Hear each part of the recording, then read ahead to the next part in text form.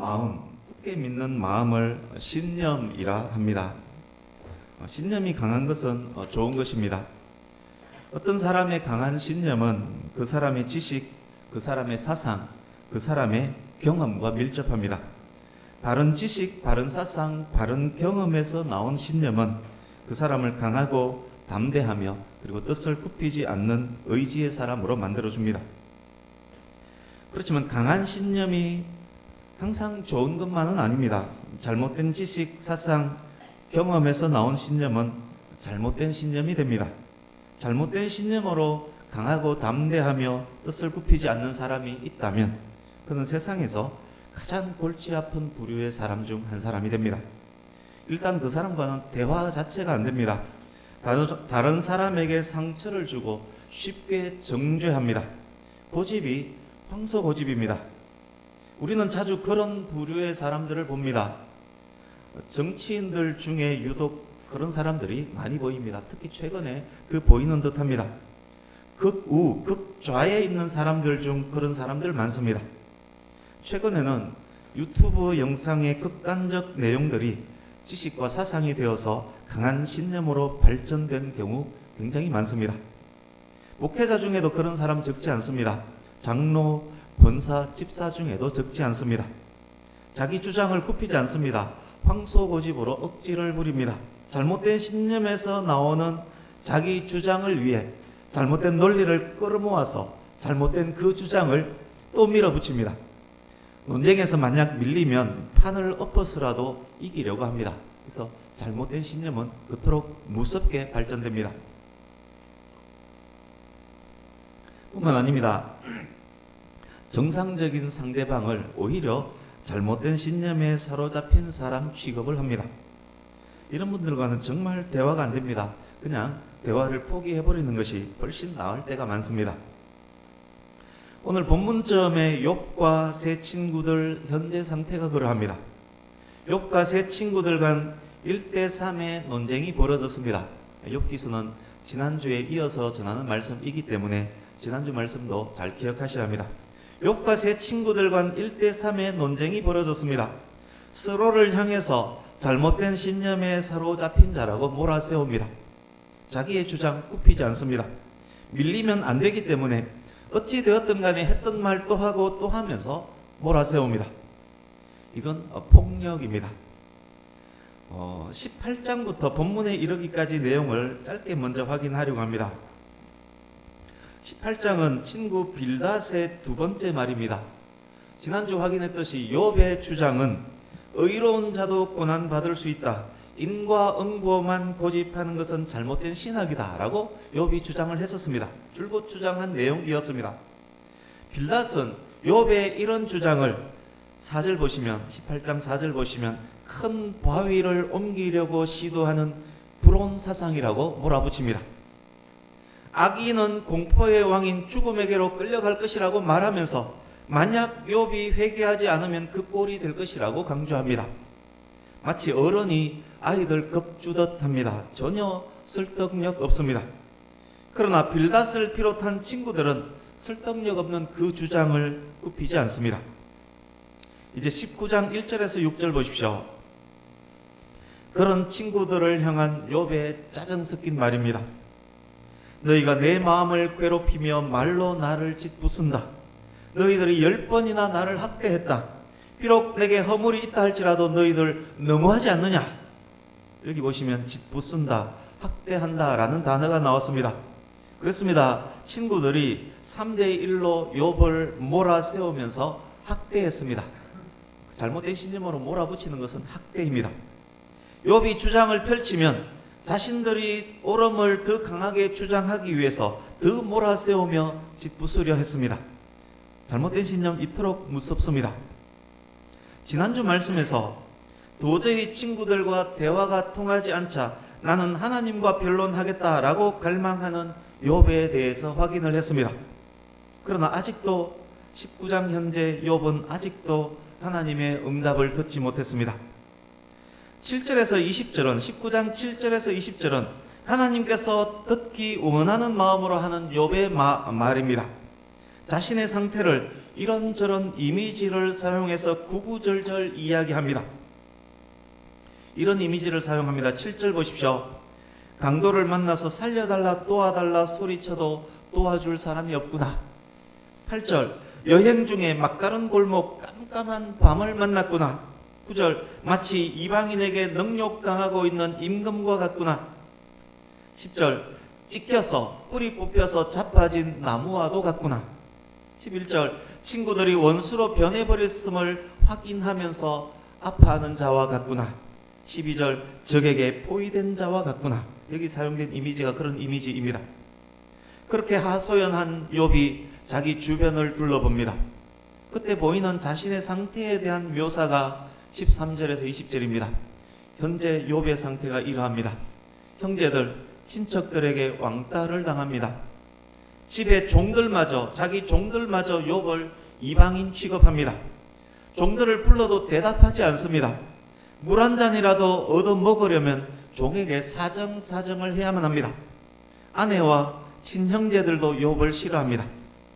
17절에 보시면 내 허리의 자식들이란 말이 있는데 이것은 자기 아들들 이야기하는 것이 아니라 내 아버지의 자식들, 즉 친형제들로 번역함이 맞습니다. 욥의 아들들은 이미 죽었습니다. 뿐만 아닙니다. 동네 꼬마 녀석들까지 욥을 우습게 여기면서 조롱합니다. 사랑했던 친구들은 회개하라 다그치면서 욥을 원수 취급합니다. 욥의 피부와 살은 뼈에 붙었습니다. 잇몸만이 두드러지게 보일 뿐입니다. 현재 욥의 상태가 이러합니다. 그러나 친구들은 욥에게 조금의 동정조차도 하지 않습니다. 자기들의 신념으로 욥의 신념을 누르기 위해서 더 큰 억지를 부리며 황소고집으로 더 강하게 폭력을 가할 뿐입니다. 21절 22절 욥이 친구들에게 하소연합니다. 친구들아, 너희들이 친구가 맞기는 맞냐? 친구들아, 너희들이 나를 사랑해 주기를 바라지는 않는다. 잘못된 신념으로 몰아붙이면서 학대하는 그것 제발 좀 멈추어다오. 하나님과 변론하느라 지치고 아픈 나인데 너희들까지 도대체 왜 이러느냐? 피골상접한 나의 이 몸을 보고도 성이 차지 않는 것이냐? 여러분, 욥의 마음이 느껴지십니까? 욥의 고통이 느껴지십니까? 여러분께서 지금까지 살아오는 동안 가장 아팠던 그때를 한번 상상해 보십시오. 그때보다 훨씬 더 아픈 상태가 욥의 현재 이 상태입니다. 하나님께서 사탄 앞에서도 칭찬할 만큼 의롭게 살았던 욥, 그 욥이 일생일대의 가장 어두운 때를 만났습니다. 영혼육이 최고 고통과 암흑의 상황을 만났습니다. 죽음 직전의 욥입니다. 이때 욥이 했던 말이 우리가 오늘 읽었던 본문입니다. 우리 23절에서 27절을 의미를 생각하시면서 한 번 더 같이 읽어보겠습니다. 같이 읽습니다. 시작. 나의 말이 곧 기록되었으면 책에 쓰여졌으면 철필과 나보로 영원히 돌에 새겨졌으면 좋겠노라. 내가 알기에는 나의 대속자가 살아계시니 마침내 그가 땅 위에 서실 것이라. 내 가죽이 벗김을 당한 뒤에도 내가 육체 밖에서 하나님을 보리라. 내가 그를 보리니 내 눈으로 그를 보기를 낯선 사람처럼 하지 않을 것이라. 내 마음이 초조하구나. 아멘. 욥기에 나오는 욥의 말 중 가장 귀하고 중요한 말입니다. 구약에 기록된 가장 위대한 예언 중에 하나입니다. 욥이 이미 복음을 꿰뚫고 있었다는 것에 대한 경이감을 가질 수 있게 하는 그런 말입니다. 욥의 이 놀라운 예언을 신약시대 성도인 우리에게 적용하면서 설명을 드리겠습니다. 그리스도인의 소망이 얼마나 위대하며 암흑 속에 있을지라도 이 소망을 가진 그리스도인이라면 그가 삶 속에서, 세상 속에서 얼마나 빛이 나는지, 욥의 소망이 신약의 성도인 우리에게는 얼마나 더욱 뚜렷한지를 확인하면서 집중할 수 있기를 바랍니다. 23절 24절입니다. 나의 말이 곧 기록되었으면 책에 쓰여졌으면 철필과 나보로 영원히 돌에 새겨졌으면 좋겠노라. 당시 사람들은 중요한 내용들을 기록할 때 정과 같은 기구, 여기에선 철필로 나옵니다. 정과 같은 기구로 돌을 파서 글을 새기고 새겨진 그 글이 상하지 않도록 하기 위해서 그 위에 나무로 덮어 입혔습니다. 욥은 자신의 말이 그렇게 기록되어서 후대에 남기를 원했습니다. 지금은 아무도 알아주는 사람이 없고 친구들의 조롱거리가 되고 있지만 후대에 누군가가 알아주기를 원했습니다. 그런데 여러분, 놀라운 일이 벌어졌습니다. 3000여 년이 지난 욥의 말이, 3000년 전의 욥의 말이 바이블 성경에 기록되었습니다.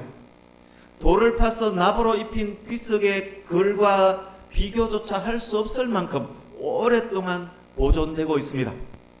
역사를 살았던 수많은 사람들, 그리고 저와 여러분들이 기록된 욥의 말을 지금 읽고 있습니다. 예수님 다시 오실 때까지 지구상의 수많은 사람들도 욥의 이 말을 읽게 될 것입니다. 욥의 소원이 그렇게 이루어졌습니다. 욥이 오랫동안 보존되기를 소원했던 그 말, 그것이 무엇입니까? 25절에서 27절 말씀입니다. 25절, 내가 알기에는 나의 대속자가 살아계시니. 가장 깜깜한 상황의 욥에게 소망이 있었습니다. 욥의 소망은 대속자 하나님이었습니다. 하나님을 향해 불평, 불만 섞인 듯한 말을 하기는 했지만 그래도 욥의 소망은 하나님밖에 없었습니다. 그랬습니다. 욥이 암흑의 상황에 있었지만 진짜로 하나님께 욕을 하거나 원망한 적은 없었습니다. 욥의 소망은 영원히 살아계시는 욥의 하나님, 그밖에 없었습니다. 욥은 자신의 억울하고 답답한 심정, 자신의 진실성을 대속자께서 변호해 주실 것이란 확신을 갖고 있었습니다. 자신을 의롭게 판단하실 하나님을 정인으로, 변호인으로, 재판관으로 요청하고 있는 중입니다. 여러분, 욥이 하나님을 자기의 대속자로 알고 있습니다. 놀라운 지식이며 귀한 믿음입니다. 더욱 놀랍고 감사한 것이 있습니다. 신약의 성도인 우리는 욥이 갖고 있는 것보다 더 많이, 더 바르게 알고 있다는 것입니다.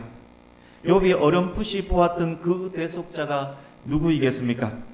욥을 변호하며 욥의 죄를 덮어주며 욥을 의롭다고 인정해 줄 대속자가 구체적으로 누구겠습니까? 주보 오른쪽에 있는 요한일서 2장 1절을 우리 함께 읽어보겠습니다.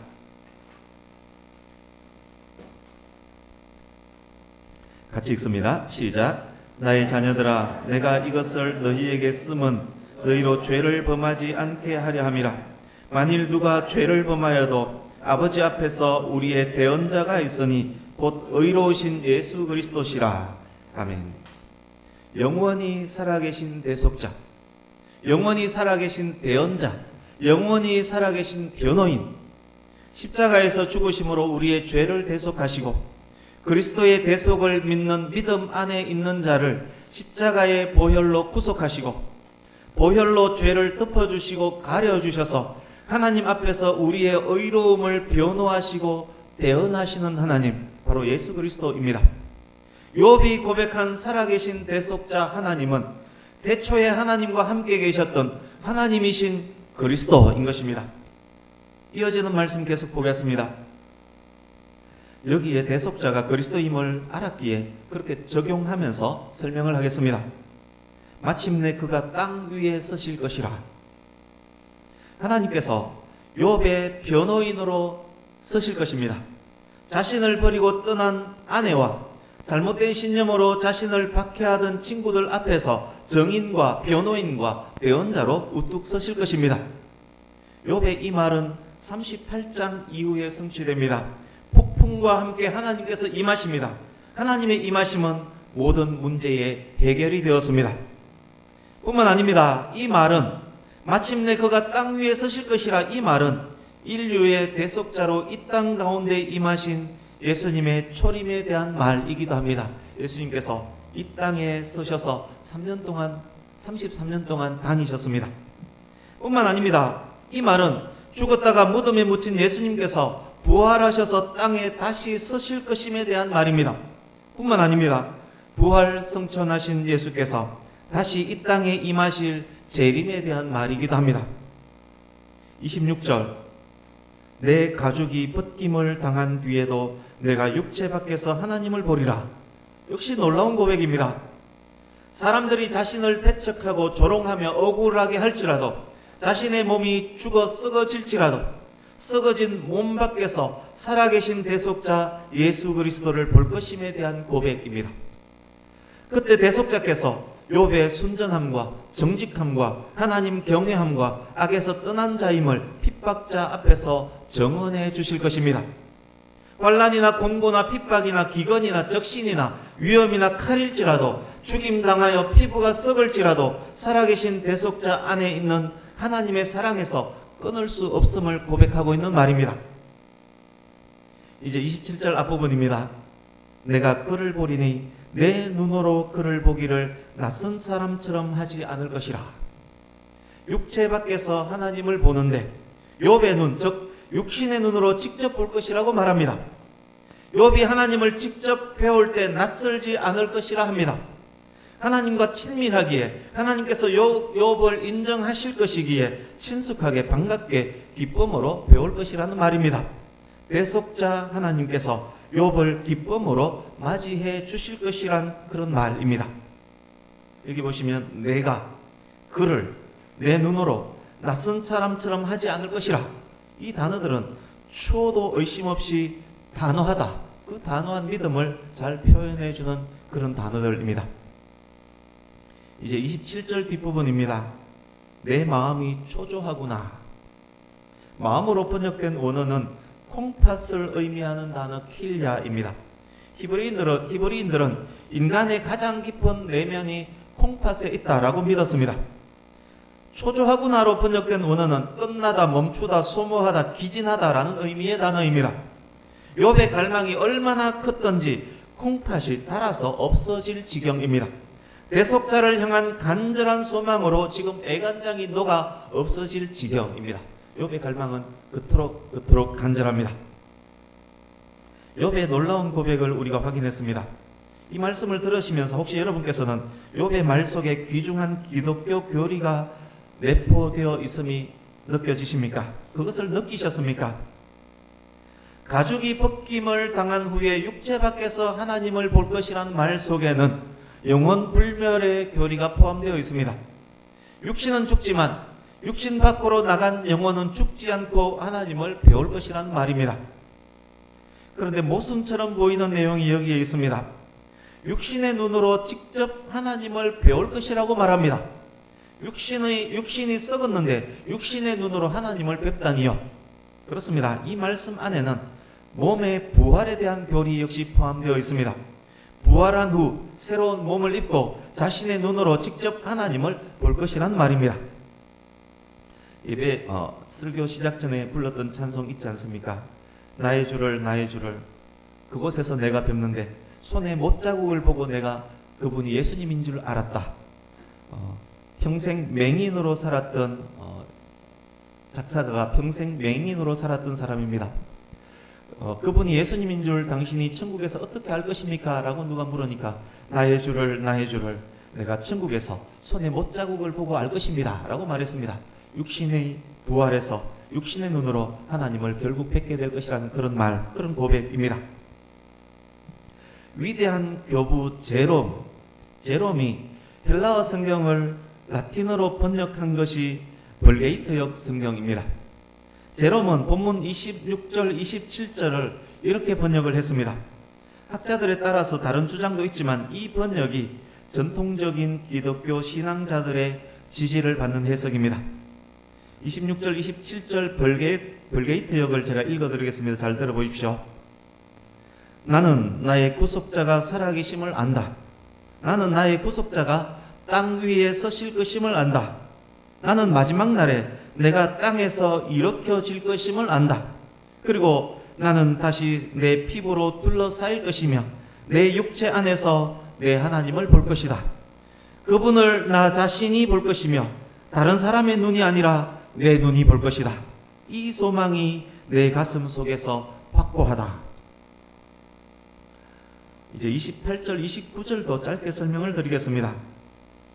욥이 구약 성경에서 가장 위대하고 귀한 신앙의 고백을 했지만 그렇지만 현실은 여전히 암흑입니다.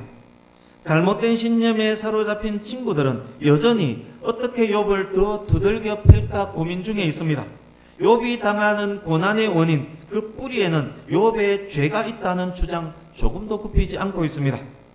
욥이 그런 친구들을 향해서 한 방 날립니다.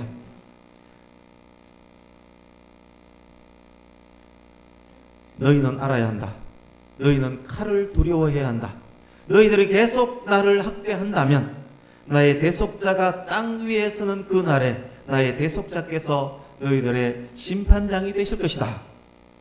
이 한방은 욥이 했던 위대한 신앙 고백의 맥락 안에 있는 한방입니다.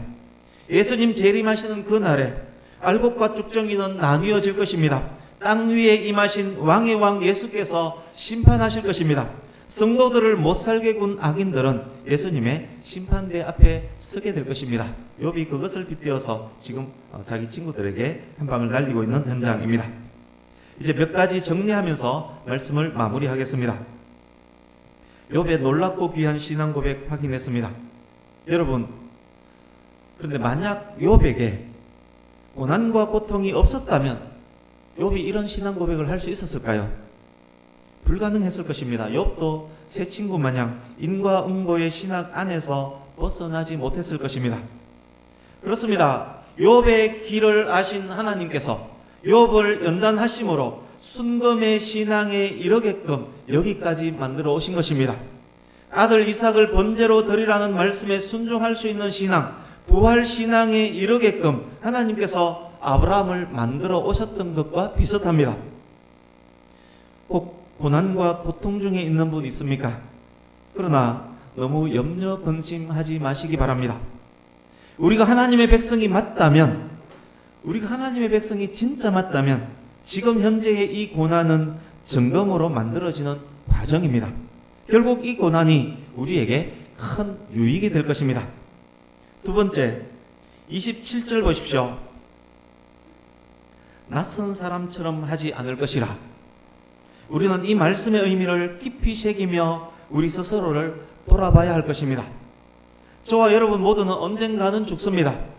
그러나 우리 육체는 죽을지라도 우리 영혼은 다른 곳에서 깨어납니다. 저와 여러분이 죽었다고 가정해 보겠습니다. 죽은 후 영혼이 깨어났습니다. 내 앞에 심판장이신 예수님께서 보좌에 앉아 계십니다. 그런데 너무 서먹서먹합니다. 기쁨의 눈물이 왈칵 쏟아지지가 않습니다. 뛰어가 그 품에 안기지도 않습니다. 사는 동안 예배하며 고대하던 예수님을 만났는데 정작 그 앞에서 낯선 사람처럼 서먹서먹하다면 3대째 예수님을 믿었고 목사, 장로, 권사가 되어 섬겼던들 그게 무슨 의미가 있겠습니까? 그 서먹서먹하면은 분명 이유가 있을 것입니다. 그 이유의 대부분은 이런 것들과 관련이 있을 것입니다. 목사, 장로, 권사였지만, 그래서 폼 잡고 교회를 왕래했었지만, 주여 주여 외치며 주의 이름으로 권능도 행했지만, 그렇지만 하나님 아버지의 뜻대로 행하지 않았습니다. 예수님이 나의 주인도 나의 왕도 아니셨고 그냥 뒷방 손님이었을 뿐입니다. 나무의 모양은 그리스도인이었지만 맺힌 열매는 이방인의 열매가 맺힌 것입니다. 그 이유가 맞다면 예수님께서 서먹서먹해하는 그들을 향해서 내가 너희를 도무지 알지 못하니 불법을 행하는 자들아 내게서 떠나가라 라고 말씀하실지 모릅니다. 사랑하는 성도님 여러분, 그날에 낯선 사람처럼 되지 않도록 그날에 기쁨과 감사의 눈물을 흘리며 예수님 품에 와락 안길 수 있도록 하나님의 뜻대로 행하는 성도로 더욱 살아갈 수 있기를 간절히 바랍니다. 한 가지만 더 말씀드리겠습니다. 우리는 욥을 통해서, 오늘 본문의 욥을 통해서 예수 그리스도를 볼 수 있어야 한다는 것입니다. 욥이 예수 그리스도의 모형 역할을 하고 있다는 것, 귀한 진리입니다. 예수님은 완전한 분이십니다. 예수님은 완전한 의인이십니다. 예수님은 죄 없는 유일한 인간이셨습니다. 예수님은 완전히 온전하고 완전히 정직하며 완전히 하나님을 경외하고 완전히 악에서 떠난 분이셨습니다. 의인이 고난당하는 일이 있을 수 없다고 감히 누가 말한단 말입니까? 의인 예수께서 사랑하는 제자들로부터 배신을 당하셨습니다. 제자 중 한 명이 스승 예수를 돈 받고 팔아버립니다. 수제자 베드로는 3번이나 모른다고 부인합니다. 호산나 외치며 따라다니던 무수한 군중들이 돌변해서 예수를 십자가에 못 박아라 라고 외칩니다. 종교 지도자들, 재판관들이 몰아세우며 의인 예수님에게 죄를 뒤집어 씌웁니다. 제자들이 스승을 버리고 외면하고 도망합니다. 의인 예수께서 십자가에 매달립니다. 창에 찔립니다. 마지막 피와 물 한 방울까지 다 흘립니다. 나의 하나님 어찌하여 나를 버리시나이까? 하나님마저 아들 예수를 버립니다. 의인 예수님에게 왜 이토록 큰 고통이 주어진단 말입니까? 인간 중 그 누가 예수님께서 당한 고통의 의미를 알 수 있었겠습니까? 그러나 예수님은 하나님을 원망하지 않습니다. 마지막 죽음의 순간에도 내 영혼을 아버지께 부탁드리나이다. 오직 하나님만을 의뢰합니다. 욥은 확실히 우리의 구원자, 영원히 살아계신 예수 그리스도의 그림자 역할을 하고 있습니다. 대속의 사역을 마치시고 죽었다 부활하신 예수님은 또한 우리의 영원한 중보자가 되십니다. 욥기의 마지막 부분인 42장 7절에서 9절에 이런 내용이 나옵니다. 하나님께서 욥을 못살게 굴었던 세 친구에게 진노하시면서 말씀합니다. 너희는 수소 7과 수장 7을 가지고 내 종 욥에게 가서 너희를 위하여 번제를 드리라. 내 종 욥이 너희를 위하여 기도할 것인즉 내가 그를 기쁘게 받으리니 너희가 우매한 만큼 너희에게 갚지 아니하리라. 무슨 말씀입니까? 욥의 중보로 말미암아 진노를 거두시고 죄를 용서하겠다는 말씀입니다. 욥이 하나님과 세 친구들 사이에 유일한 중보자 역할을 감당하고 있는 것입니다. 하나님과 사람 사이에 유일한 중보자 예수 그리스도의 모형 역할을 욥이 감당하고 있는 것입니다. 이제 말씀을 마칩니다. 사랑하는 성도님 여러분, 우리의 대속자, 우리의 구원자, 우리의 대언자, 우리의 변호인 예수 그리스도는 영원히 살아계십니다. 세상에 이것보다 더 감사한 일이 어디에 있겠습니까? 이것보다 더 기쁜 일 어디에 있겠습니까? 이것보다 더 큰 위로가 어디에 있겠습니까? 이것보다 더 세상을 이기게 하는 것이 어디에 있겠습니까? 이것보다 더 인내할 힘을 주는 것 어디에 있겠습니까? 비록 깜깜하고, 비록 아프고, 비록 힘들지라도, 비록 사방이 적으로 가득할지라도, 내 친척, 내 형제들도 나를 무시하고 조롱할지라도, 비록 죽을 지경에 이르렀을지라도 나의 대속자 예수 그리스도께서 살아계심을 알고 확신한다면 우리는 이 모든 어려움, 이것보다 더한 어려움마저도 넉넉히 이길 수 있을 것입니다. 뿐만 아닙니다. 이 어려움으로 인하여 더욱 순수한 금의 신앙으로 만들어질 것입니다. 뿐만 아닙니다. 큰 물결 일어나 나 쉬지 못하나 이 풍랑으로 인하여 더 빨리 갑니다. 찬송가 373장 2절의 가사입니다. 이 풍랑으로 인하여 우리가 탄 배는 더 빨리 항구에 도착하게 될 것입니다. 고난이, 아픔이 유익이 될 것입니다. 내가 그리스도인이 확실하다면 여러분의 고난, 아픔, 슬픔은 여러분의 큰 유익으로 그렇게 만들어질 것입니다. 지금까지 나눈 이 모든 말씀을 기억하시면서 우리 본문을 한 번 더 읽겠습니다. 본문의 내용을 이해하셨기 때문에 이해한 것을 적용해서 본문 내용 23절에서 27절 한 번 더 읽겠습니다. 같이 읽습니다. 시작. 나의 말이 곧 기록되었으면 책에 쓰여졌으면 철필과 나보로 영원히 돌에 새겨졌으면 좋겠노라. 내가 알기에는 나의 대속자가 살아계시니 마침내 그가 땅 위에 서실 것이라. 내 가족이 벗김을 당한 뒤에도 내가 육체 밖에서 하나님을 보리라. 내가 그를 보리니 내 눈으로 그를 보기를 낯선 사람처럼 하지 않을 것이라. 내 마음이 초조하구나. 아멘. 예수 그리스도를 향한 소망으로 마음이 초조한 우리가 될 수 있기를 바랍니다. 영원히 살아계신 우리의 대속자 예수 그리스도, 마침내 이 땅 위에 서실 만왕의 왕 심판주 예수 그리스도 안에서 귀하게 크게 승리하는 저와 여러분 모두가 될 수 있기를 예수님 이름으로 축복합니다. 아멘. 기도하겠습니다.